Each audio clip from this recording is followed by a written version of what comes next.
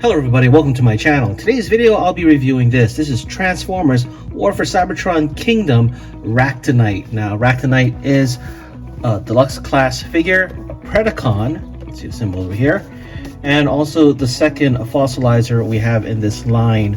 And I gotta say, just looking at him in the box here, I think he might be my favorite out of the two so far. So very cool looking box art here on the side, and his alternate mode here. And take a look at the back. Transforms in 16 steps. Okay, let's get Ractonite out of the package. Here is Ractonite out of the package. He comes with his instruction sheet. You can see all the different options available to him.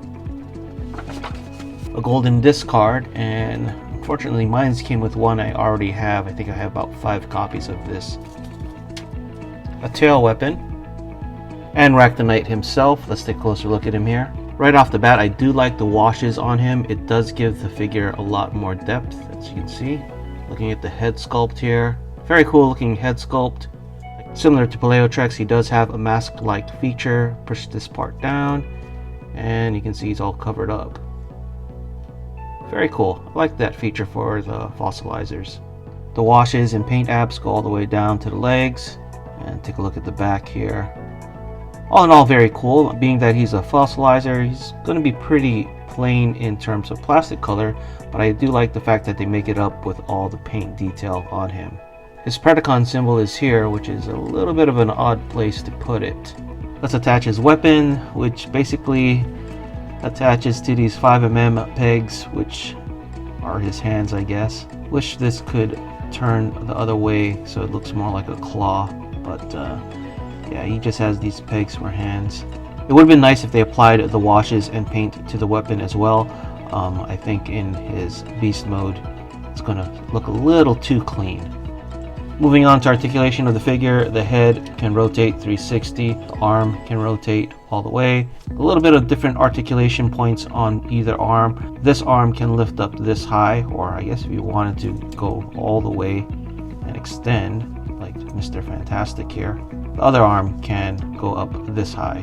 Both arms can rotate at the bicep. Both arms have 2 points of articulation at the elbow. He can rotate 360 at the waist. He can do the splits. He does have thigh rotation. He can kick this far up, this far back, bend at the knee, and he does have ankle tilt.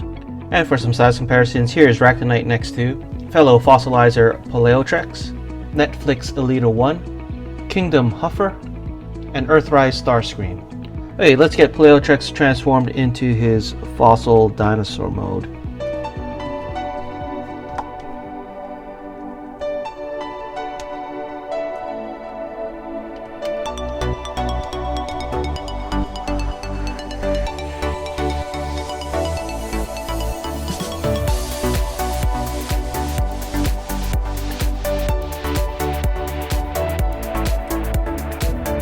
Here is Ractonite in his dinosaur fossil mode. Let's take a closer look at him here.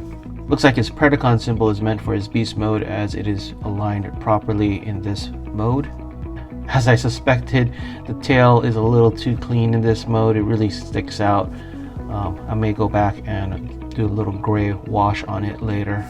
But other than the tail, the fossil mode looks pretty good. I like it. I like the red paint for the eyes. I like that the horns are cleaner.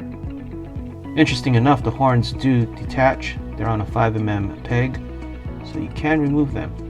Moving on to articulation, the dinosaur head can go up and down, rotate, and you can open the mouth. Now the front legs are a little bit odd. You can basically swing up and down, and I guess you can bend a little bit here, but that's pretty much it. The back legs has a lot more movement. You can go back and forth here, lift up, articulation on the knee, etc. So a lot better articulation in the back, and nothing for the tail, but still for what it is, it's enough articulation for me in this mode. For some size comparisons in fossil mode, here's Ractonite next to Earthrise Wheeljack and fellow fossilizer Paleotrex. Okay, let's get Ractonite separated into his individual fossilizer parts. Here are all the individual parts that Ractonite separates into. There's one transformation of these parts in the instructions that I'm going to show, and that is the large hammer.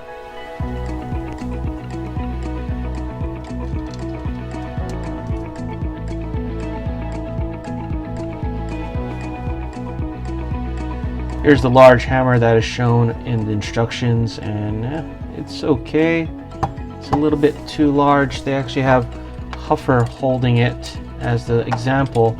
So let's see if Huffer can, yeah, I'm not sure that's gonna work. But honestly, while this is a part of the play gimmick for the figure, I'm actually okay with it just turning into a fossil. Just one of many options utilizing Ractonite here.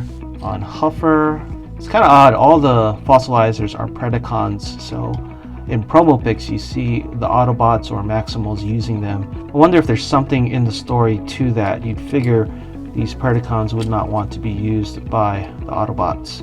Okay, let's get Ractonite back to robot mode for my final thoughts. So my final thoughts on Kingdom Ractonite.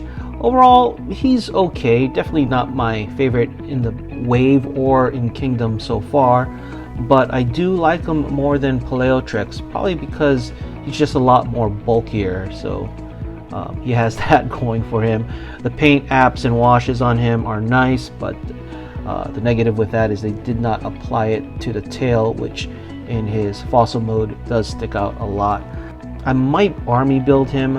I'm still debating on that, just because I do like the fossil mode a lot. I think it'd be kind of cool to have a bunch of them displayed. Anyway, that is it for this video. Let me know what you guys think in the comments below, and thanks for watching. If you enjoyed this video, please give it a like and subscribe. Follow us on social media and check out our Discord. Links in the description below.